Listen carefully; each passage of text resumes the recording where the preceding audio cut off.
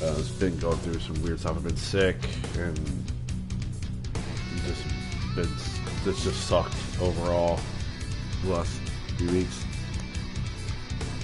I do plan on finishing everything. I can't do it while I'm sick.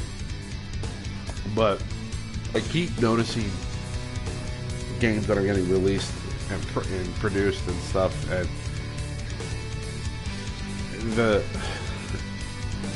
I can't help but feel like we're getting into a era where it's cheaper to produce either half-finished games or 2D games. Now, Cuphead was a success for sure. Anybody who argues otherwise is wrong. Especially considering that it was an Xbox exclusive, it did phenomenally well. Compared to other games. But there is a group of gamers who never wanted to move past the 16-bit era. That was their golden age of gaming. That was when they played the most, and I get it. I do. I get it. Like, life happens. We all can't keep up with times, but I feel like while Cuphead was really great, and it really showed that the staple can be done, I feel like if we keep developing these 16-bit, 8-bit games for current gen consoles, it's gonna detract. If they make them and they sell, then that's what we're gonna keep getting, and we're not gonna evolve. We're not gonna move forward. It'd be one thing if these games had really good production value, but they don't. Like there was one I played. Actually, there's two of them that I've played that I really wasn't impressed with. That the effort was very small. And I'm not talking about games being remastered and stuff like that's fine.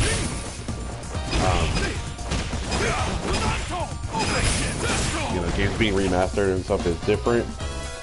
But there's a game called I think it's Etheria Blade or something like that. It was on PSN sale on PSN a little while ago. It's very, very basic.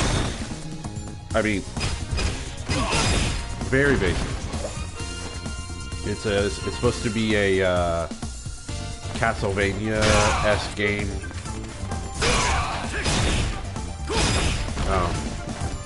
It's not. It has nothing. They're like, oh, this game is a exploration 2D hack and slash. Let's just make that. And it's like, that's not what made Castlevania good. Castlevania was good because the systems were good. For the time, the graphics were great.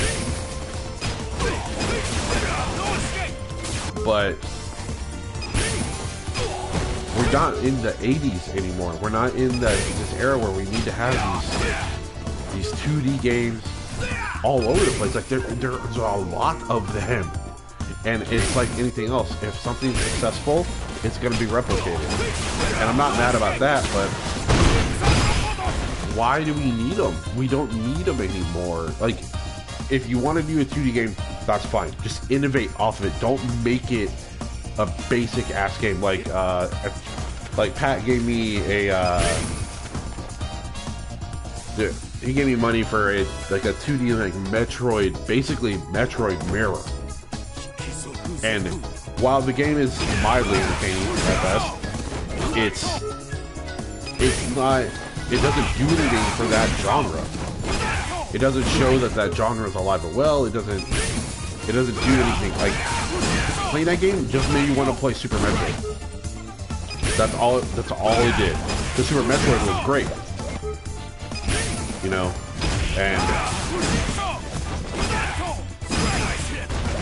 But this game just isn't. It's not interesting. It's not fun to me. I mean, I've tried to play it. I've tried to sit down and play it, and I'm like, okay, I'm gonna sit down. I'm gonna fucking play this and go from there. And every time I do, I get this feeling like, why am I doing this? Because it's tough for sure. But just because the game has a higher difficulty doesn't automatically make it good. You know, it just doesn't do that. It's not interesting. And I would, while I have been, you know, my first video game system was the Intellivision, and then I moved on to Atari, and then I moved on to regular Nintendo, and I've been gaming since before I could walk. My grandfather played a lot of video games. My big sister played video games, and you know, I've gamed and I've been gaming since. But I mean, I don't know. I just think that it's a little bit played out to keep doing 2D. Like, I'm fine with them. I'm fine with them doing it if they're going to innovate, but they're not innovating. You know, and it's like, you know, like, and my friend Pat, bless his heart, he kind of never moved on from the retro. He never moved on from 16-bit, not really. Like, he had a PS1, but mainly played like Street Fighter and stuff, and maybe some Final Fantasies, but he never really moved on from the Super Nintendo era. And I'm not trying to tell people how to enjoy their time. They're more than welcome to, but I think that we're in a state where it could go bad. Like, we could stop seeing games like games that were incredibly great. That Batman Arkham series was fantastic, award-winning, fantastic, and that was a 3D game. You know, I just hope we don't get into this thing where it's like it'd be more cost-effective for these producers to have, you know, a 10-man team develop a 2D game that sells on PSN for $20, as opposed to getting, you know, a big production of a $60 game, you know, released. Like, cause this year has had some fucking great games in the modern market. I mean, for the beginning of the year, we had, you know, you guys know my feelings on it, but we had Resident Evil 7 in January, and while I have my misgivings, it was a success. Despite what anybody thinks or says, Resident Evil 7 succeeded. It sold copies, you know. And then Destiny came out, and I'm trying to think of what games this year specifically. Final Fantasy 12, the Zodiac Age came out. Fucking great. Excuse me. And then we had South Park come out. We had Evil Within 2 come out. Both of those games were fucking amazing. Shadow of War came out. I haven't played Shadow of War, but I was never a fan of Lord of the Rings or Shadow of Mordor. So I can't really say, like, my opinion on that, because it wasn't a series I was interested in, but it's successful at it. It did the job it needed to do.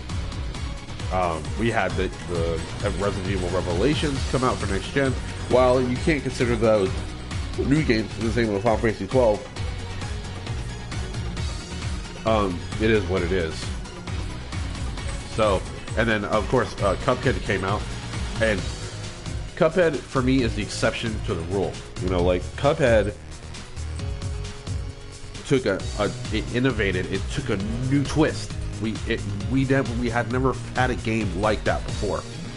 While we've had Contras and we've had those games before, Cuphead had a totally unique art style. It had, you know, special moves implemented, and it brought back that dread we felt in Castlevania when the game was so hard. And if the 2D games would take that spin, and it would take that that approach of making the game hard and trying to invent new systems and innovate a little bit on there and they would go that route, I would be totally happy. I don't have anything against 2D games. However, my favorite fighting game is a 2D platform, which is obviously Street Fighter.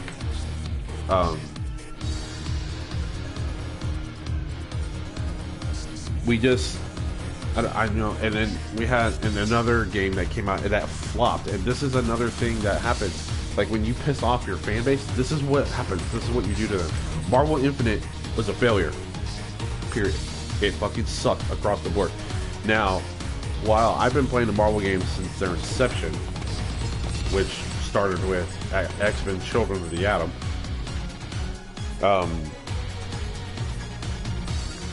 getting Marvel Infinite was an incredible mistake because it had no staying power. It still doesn't. I don't understand why people are playing it anymore.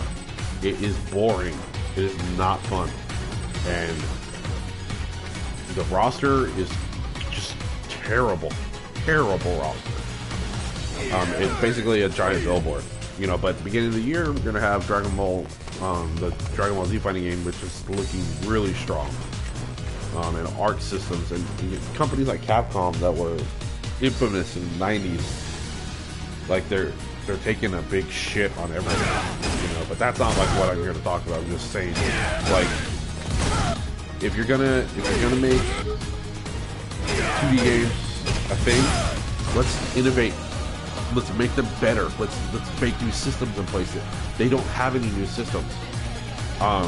The game Pat wanted me to play was called Axiom Verge, and outside of having like a Secret of Evermore menu screen, it's done nothing.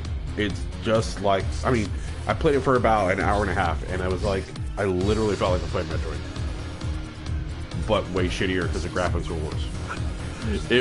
Even the fucking start of it is like Metroid. You start in a pillar, you go down the pillar, you go to the left to get a first power up, and then you go to the right, and then the game starts, and it's just like Metroid. They didn't even try to make it different.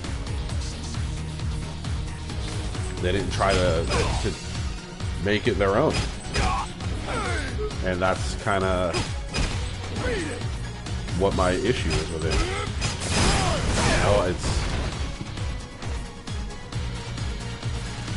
and believe me, I loved games like Contra and stuff growing up. I thought it was great, or Turtles in Time, or Turtles, Teenage Mutant Ninja Turtles arcade game was fantastic. Games like that were great. But I want to see more innovation. I want to see more, you know, breaking that third wall a little bit. Go back into that fourth wall area. Like, Evil Within 2 did great. It had new systems. It changed a little bit of survival horror, but while keeping the roots there. And it did that extremely well. People's biggest complaint about that game is that that they didn't explain what happened at the ending in the first one with the last boss or whatever the first one. And they did, but people are just dumb, you know. But people are just finding something to bitch about. As far as the Evil Within 2, is it a perfect game? Absolutely not. I actually don't like the open world, but I'm not a fan of open world. I feel like it cheapens the experience, especially in a horror game. But that doesn't make it bad. And the whole game is an open world. It's semi-open world, so it's not like it's one of those things where you're like, oh god, I can't believe I have to do this the entire game. Because when I played Resident Evil 7, once I got past the main house or the second guest house, I did not want to play anymore. The game is at that point, it's a chore to go through it because you're just like, oh, okay, so we went through you start off in the guest house and then you go to the old house and then you fight the mom and everything. And the first two encounters are great. The dad and the mom are fucking awesome. But then once you get to Lucas, they start to try to do the Resident Evil type of art, which is trying to make some crazy twist ending, like it's some 80s horror movie. And that's when the game starts to get stale. That's when it starts to become a chore. Because even for my first playthrough, the act of beating it felt like it did make me feel like, oh, I want to do this. It felt like I have to do this, because if I don't do this, then it's just an unfinished game.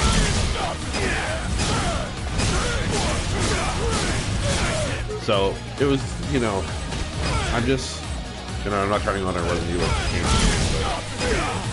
but I don't want to see this like keep happening. I don't want to keep having to deal with half-finished games. Like even games like Street Fighter V, it was not a complete game. It was not ready to be released, but Capcom threw it out, and then they put everything in behind DLC. Like, truth be told, I probably spent, let's see, so the game was $60 and I pre-ordered it. First season pass was $30. Second season pass was $30. So that's $120, and then, you know, when you throw in extra stages and costumes and stuff that I bought, I mean, I probably spent like $140 on this game, and it's got another season coming up. It's got another season. So, and we're getting a new version of the game in January. So the people in January, when they buy the game, they're going to buy it for like $50, and they're going to get all the stuff that I paid $120 for. You know, it sucks. And Capcom has been one of my favorite companies. They produced some of the best games of my childhood. From the Disney games that they had licenses with in the 90s, to Street Fighter, to Marvel's Capcom, to all these things. They licensed, they released them. Children of the Atom was a Capcom game. X-Men vs. Street Fighter, Marvel 2, Marvel 1. You know, all these games came out, and I hate to say it, but like this is a business practice they have. Like, they have the balls to charge $8 a character for Marvel Infinite characters, and the characters were already ready. It wasn't like they had to pay for extra costs. They're just getting more money out of people. That's all they're doing. And I'm really tired of it. Like, I'm sick of it. I'm sick of this fucking bullshit agenda that keeps these gamers. Like the big games, the full games that are coming out, they're coming out half finished. And the other games that you would think are cool are just rehashes of old games from the 90s. While I understand that they, you know, for what it was, you know, if anything, Axiom Verge introduced a new generation to that style, but that's not the target audience that game is targeting, because the new kids, you know, kids that are teenagers now, they're not going to play 2D games. They're going to be playing those Call of Duty games, or those, you know, Tekkens and stuff like that. They're going to be playing those 3D games. They're not playing 2D games. So the target audience is us, people who grew up in the 90s who had those 2D games, and those people are not happy with a shitty version of a game that they already either own or have played. I have beaten Metroid 1 like 20 times, Super Metroid more than that, and those games were loved by me. I love Metroid. Metroid is so good. One of the biggest faults I have, or problems I have with writing Nintendo off back in the GameCube era, was that I don't get to experience the Metroids and the Mario games anymore. Not that the Mario games are worth the shit anyway. No, we haven't had a good Mario game since Mario 64 and Paper Mario. But anyway, I digress a little bit. I just want to see better respect from these developers, like making a game like that. And you know what? Even towards the end of the game, if the game like completely goes great at the end of the game, that's fine. But the first hour shouldn't be a mirror of a previous game. It shouldn't be that way. It shouldn't be. Like, it was like how people were saying Mighty Number 9 was this big innovation and stuff, and it fucking wasn't. It was basically a really shitty version of Mega Man. And if I wanted to play, you know, and this is something that one of my friends, when we were kids, he taught me to think like this: if I wanted to play that game, I would play the other game. I wouldn't waste my time with a new game. You know, like back in 99 and 2000 when I was trying to find an MMO to play, I was talking to him about it. I was like, oh, you know, I really want to get into an online game. And he's like, just play World of Warcraft because every other game blows.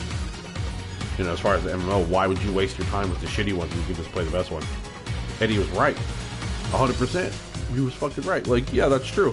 Why would I waste my time playing anything else? If I'm going to play something, I might as well play the best version of it. And it's the same thing with this. Why would I play Axiom Verge if I can just go fucking play Super Metroid? There's no reason not to at this point. So that's just like my little rant about it, because I'm seeing it happen more often. Now, games like Cuphead, I hope they get sequels. I hope they make sequels for this game, because Cuphead was, and this is coming from someone who hasn't played it, I've only, you know, watched it. It innovated the fucking series, for sure.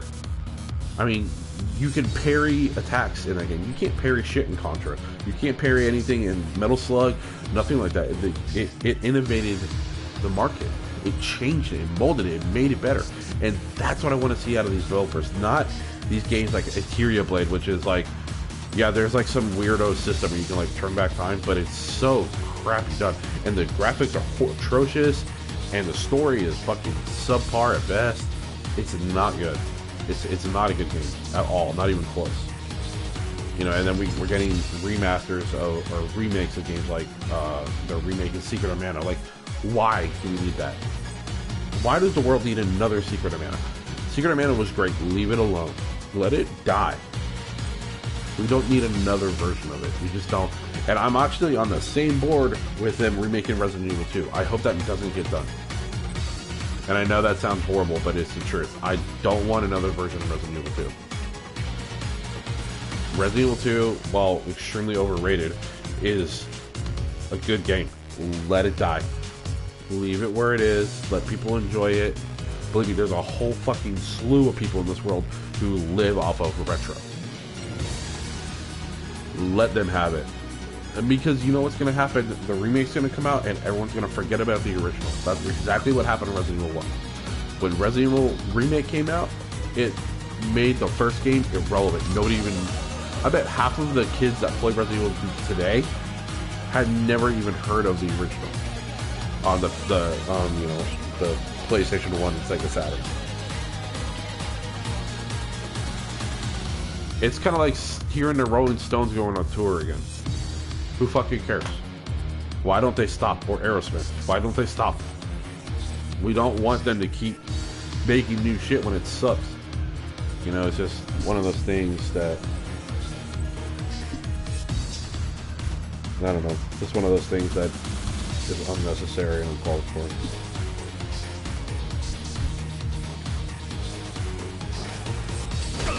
But, tomorrow I plan on streaming again tomorrow night. Hopefully, if I can get a decent amount of sleep. I haven't been sleeping very well at all.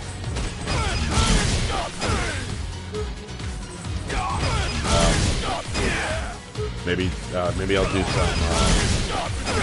some more Evil Within. So I can finish that up.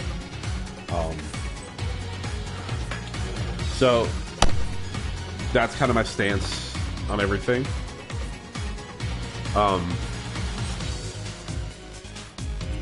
Yeah, that's all I got. So I just, in closing argument, I just really hope that this changes. I don't want to keep watching, you know, a great genre, which is 2D gaming, turn into this garbage crap that we keep getting. So, alright guys, well, that's it for now. I'll see you guys tomorrow night.